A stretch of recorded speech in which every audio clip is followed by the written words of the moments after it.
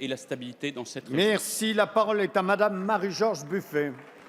Monsieur le Premier ministre, hier, des milliers de fonctionnaires se sont mobilisés pour demander au gouvernement la reconnaissance de leur travail au service de la République. Au lendemain des actes terroristes qui nous ont si durement frappés, nous avons ici même dit aux agents de l'État en charge de la sécurité ou de la santé notre reconnaissance. Sur les murs de la capitale, des affiches ont mis à l'honneur les métiers et services rendus par les fonctionnaires territoriaux. Comme à chaque moment difficile, nous avons fait appel à un des piliers de notre démocratie, l'éducation nationale. Nous avons demandé aux enseignants, en sus de leur enseignement disciplinaire, de former nos enfants et nos jeunes à la citoyenneté.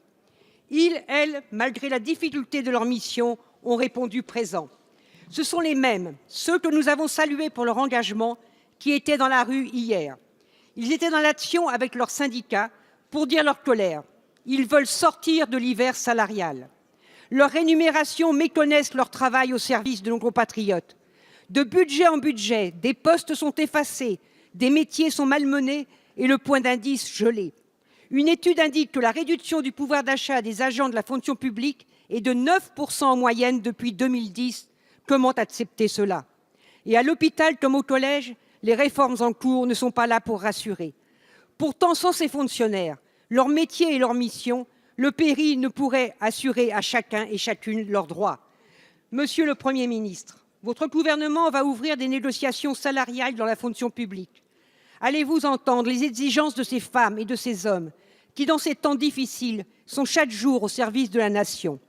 Ils et elles méritent de voir leur travail justement rémunéré. L'État va-t-il augmenter, et pas de façon symbolique, les salaires de ces fonctionnaires? Je vous remercie. Merci Madame Buffet. La parole est à Monsieur André Valigny, secrétaire d'État chargé de la réforme territoriale. Merci Monsieur le Président. Mesdames et Messieurs les députés, Madame la députée Marie-George Buffet, vous avez raison, les rémunérations des fonctionnaires augmentent moins vite que celles des salariés du secteur privé. Et depuis 5 ans, la fonction publique a contribué au redressement des finances publiques à hauteur de 7 milliards d'euros. Le gouvernement mesure bien cet effort. Pour autant, je veux vous rappeler qu'en 2015, un accord majeur a été impulsé par le gouvernement, résultat d'un an de négociations de Maryse Lebranchu avec les 9 organisations syndicales, dont 6 ont signé cet accord. Cet accord comporte de grandes avancées. Quelques exemples. D'abord, la vie professionnelle s'allonge, pour les fonctionnaires aussi.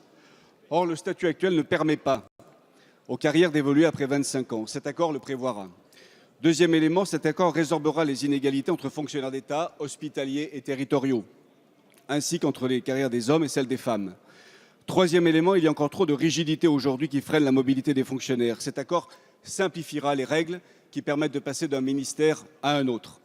Enfin, et c'est important sur les rémunérations, Madame la députée, cet accord valorise progressivement d'ici 2020 tous les salaires d'embauche et tous les salaires de fin de carrière. Un exemple, pour les catégories C, en début de carrière, cela représentera 500 € bruts annuels, soit 40 € bruts mensuels, et en fin de carrière, 2100 € bruts annuels, soit 175 € bruts mensuels. Enfin, et vous l'avez évoqué, cet accord prévoit un rendez-vous sur le point d'indice qui est gelé, c'est vrai, depuis plusieurs années. Ce rendez-vous est fixé au mois de février et ce n'est pas pour arriver à une augmentation égale à 0. Vous le voyez, Madame la députée, le gouvernement s'attache, dans un contexte financier très difficile, à défendre les fonctionnaires, leur statut et leur pouvoir d'achat.